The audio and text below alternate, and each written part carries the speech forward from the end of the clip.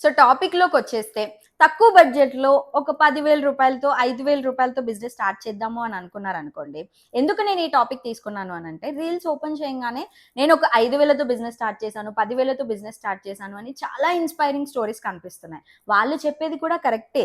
మనం 5,000తో, 10,000తో బిజినెస్ అయితే స్టార్ట్ చేయొచ్చు. కానీ దాన్ని లాంగ్ రన్‌లో మనం ఎన్ని డేస్ మెయింటైన్ చేయగలుగుతాము? ఫర్ ఎగ్జాంపుల్ కుర్తీ బిజినెసే తీసుకోండి. కుర్తీ బిజినెస్‌లో హోల్‌సేల్‌లో మీరు తీసుకోవాలి అనంటే ఖచ్చితంగా సెట్ వైజే తీసుకోవాలి. సెట్‌లో 4 పీసెస్ ఖచ్చితంగా ఉంటాయి.